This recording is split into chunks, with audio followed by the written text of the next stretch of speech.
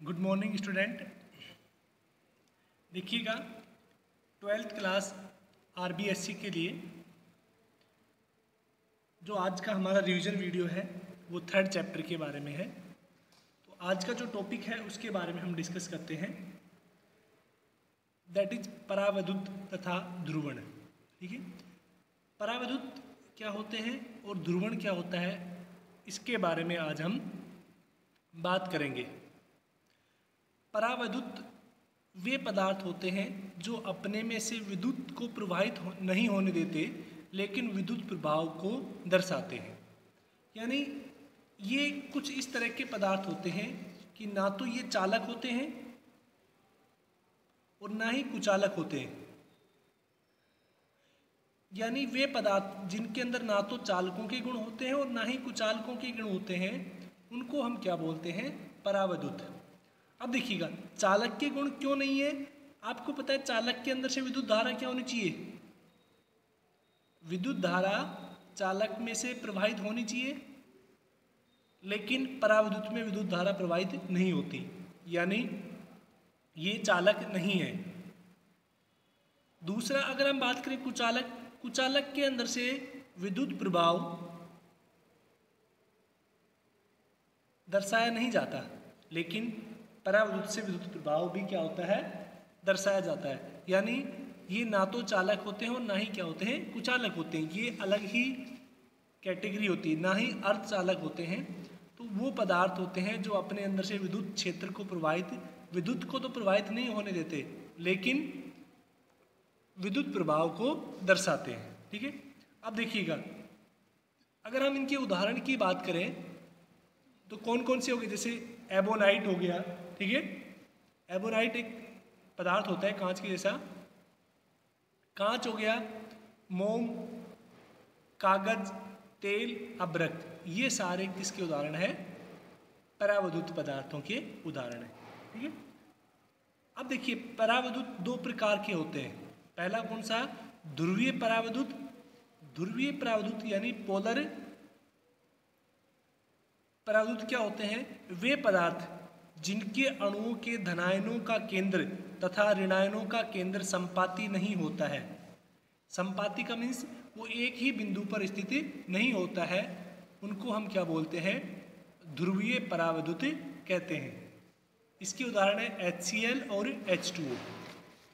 अब देखिएगा आपने HCl की स्ट्रक्चर देखी होगी कि जैसे H और Cl, H के ऊपर माइनस आवेश प्लस आवेश होता है और क्लोरीन के ऊपर माइनस। यानी जो ध्रुवीय होते हैं उनके अंदर प्लस आवेश का द्रव्यमान केंद्र और माइनस आवेश का द्रव्यमान केंद्र अलग अलग बिंदुओं पर स्थित होते हैं। यानी वो अलग अलग बिंदुओं के ऊपर स्थित होते हैं, इसलिए ये कैसे कहलाते हैं? ध्रुवीय कहलाते हैं। अब देखिएगा ये प्लस आवेश हो गया और ये माइनस आवेश, तो ये जो ध्रुवीय परावैद्युत है ये किसकी तरह बिहेव करते हैं? द्विध्रुव की तरह बिहेव करते हैं। अब देखिएगा जब द्विध्रुव की तरह बिहेव करेंगे तो इनका पास खुद का क्या होगा? द्विध्रुव आघूर्ण भी होगा। क्या होगा? द्विध्रुव आघूर्ण। यानी द्विध्रुव है तो उनके पास क्या होगा? द्विध्रुव आघूर्ण। यानी वो पदार्थ क्या होते हैं जिनका प्लस और माइनस यानी धनावेश और ऋणावेश के केंद्र बिंदु वो अलग अलग बिंदुओं पर स्थित होते हैं, उनको हम क्या बोलते हैं? ध्रुवीय परावैद्युत। ठीक है, अगर हम बात करें अध्रुवीय परावैद्युत की,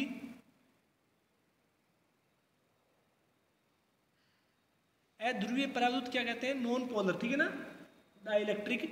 अब नॉन पोलर क्या होते हैं कि जैसे कि हम बात करें H2 की, तो H2 में क्या होता है कि जो H और H है ये भी प्लस है और ये भी प्लस है, यानी माइनस का एग्जिस्ट नहीं होता। यानी जिनके प्लस और माइनस एक ही बिंदुओं पर होते हैं उनको हम क्या बोलते हैं?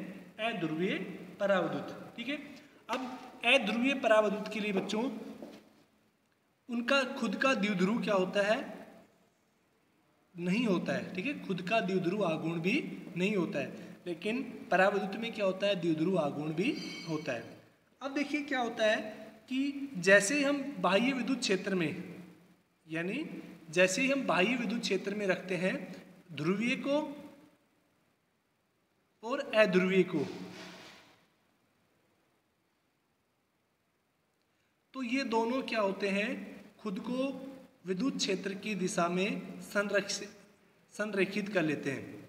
संरेखित मतलब विद्युत क्षेत्र की दिशा में खुद को एडजस्ट कर लेते हैं। जैसे कि ये प्लस और माइनस है, ये कोई अणु है, जब हम इसको विद्युत क्षेत्र में रखेंगे तो किस तरह से हो जाएगा, ये इस तरह से हो जाएगा, माइनस और प्लस, अगर विद्युत क्षेत्र की दिशा इस तरफ है तो, क्योंकि माइनस हमेशा विद्युत क्षेत्र की तरफ होगा जहाँ पर ज़्यादा विद्युत क्षेत्र है, और ऋणात्मक विद्युत क्षेत्र की दिशा में मूव करने की कोशिश करेगा।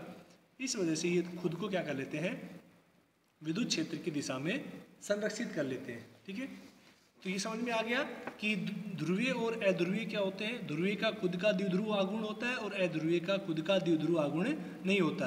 ध्रुवीय में प्लस और माइनस, जो धनात्मक और ऋणात्मक केंद्र है वो अलग अलग बिंदुओं पर होते हैं, और अध्रुवीय में धनात्मक और ऋणात्मक अलग अलग बिंदुओं पर नहीं होते हैं, यानी इनका द्विध्रुव आघूर्ण होता है, इनका द्विध्रुव आघूर्ण नहीं होता है। ठीक है,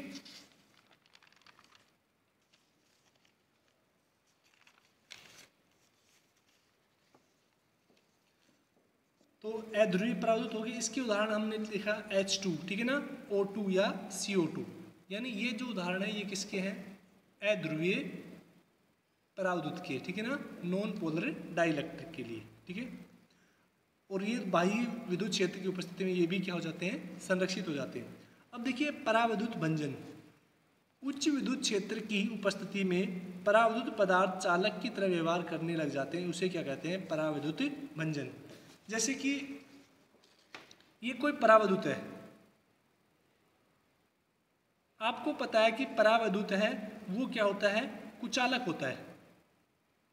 कैसा होता है, कुचालक, ठीक है ना, और उसमें कुचालक के गुण भी होते हैं और वो चालक की तरह भी बिहेव करता है। कुछ गुण कुचालक से मिलते हैं और कुछ किससे मिलते हैं, चालक से मिलते हैं।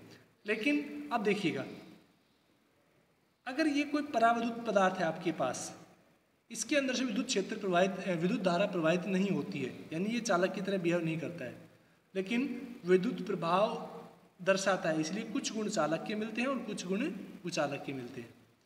अब आपने एक बाह्य विद्युत क्षेत्र लगा दिया यहाँ पर E, और वो स्ट्रॉन्ग विद्युत क्षेत्र है, यानी एक तीव्र विद्युत क्षेत्र लगाया है, तो ये परावैद्युत है। ये क्या होगा, इसके जो ध्रुव हैं वो टूट जाते हैं।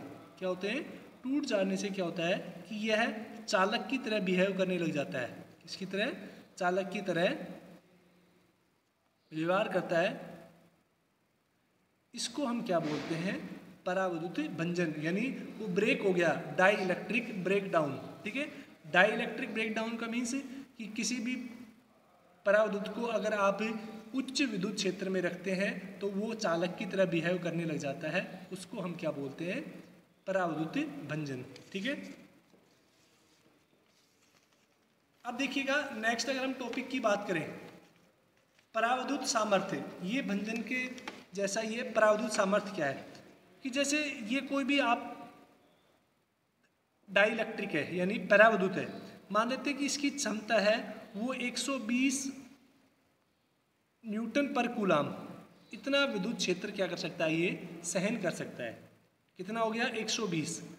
तो ये क्या कहेगी, इसकी परावैद्युत सामर्थ्य, यानी वह अधिकतम विद्युत क्षेत्र जिसको कोई भी परावैद्युत पदार्थ बिना भंजन किए हुए सहन कर सकता है, उसको क्या बोलते हैं, परावैद्युत सामर्थ्य।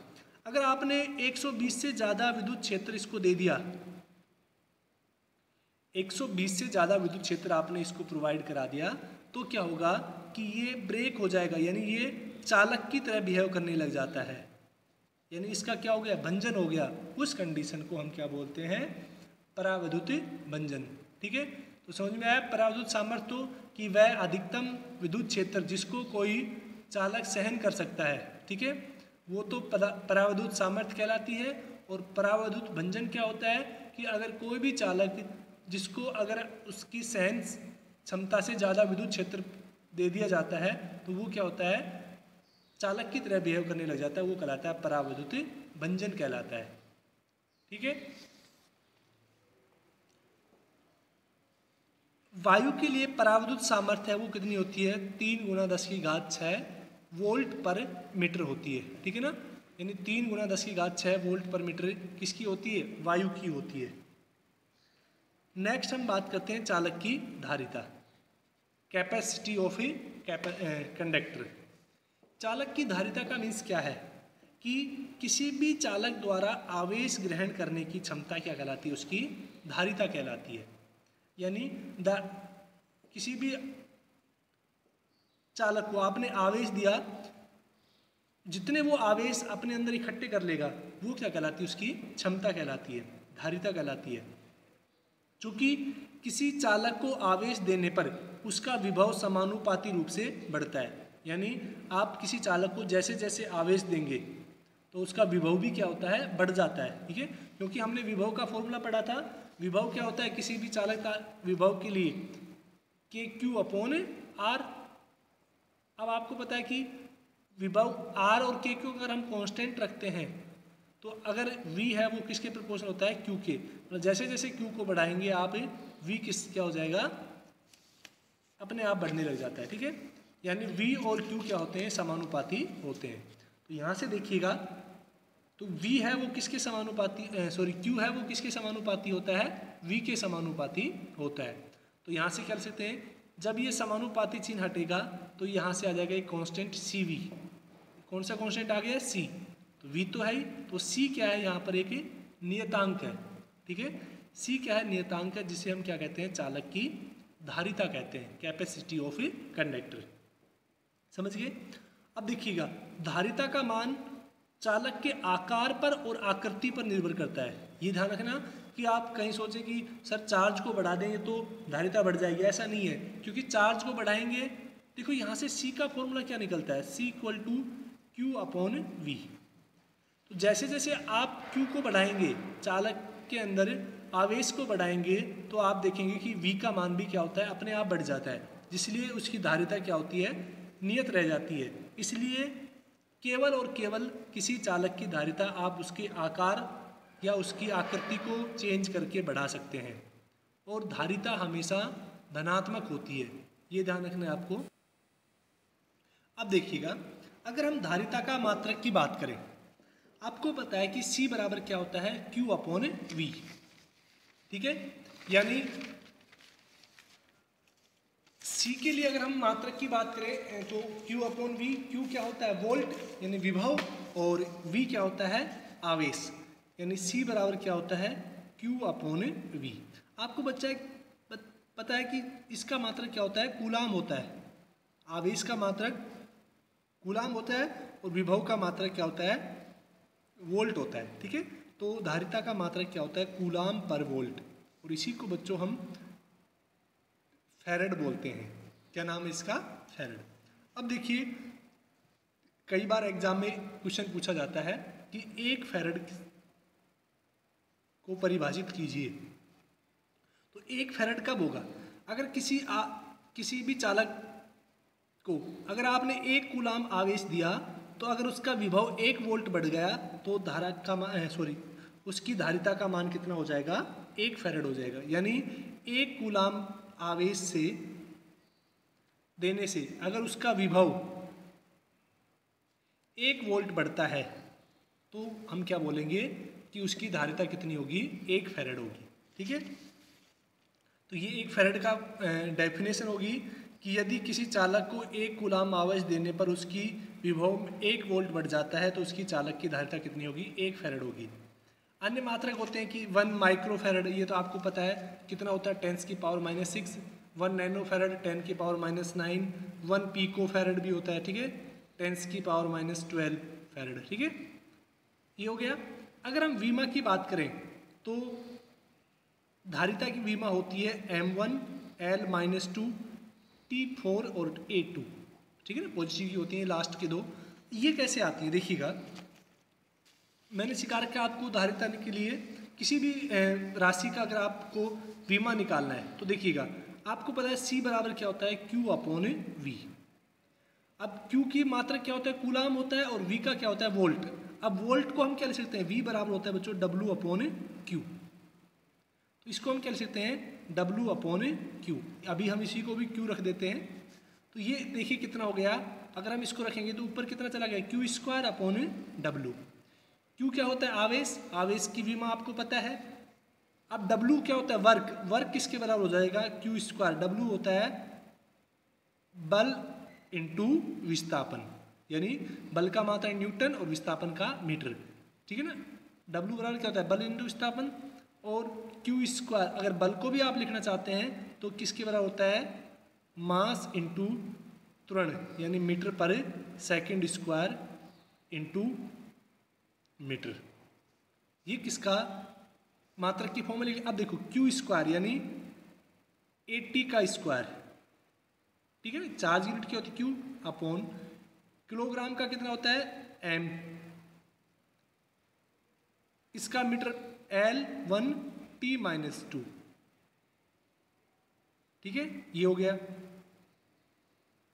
और इसका कितना हो गया L मीटर का, यानी इसको हम क्या लिख सकते हैं देखो ऊपर A2 हो गया T2 हो गया, ये M ऊपर जाएगा तो माइनस का हो जाएगा माइनस का M1,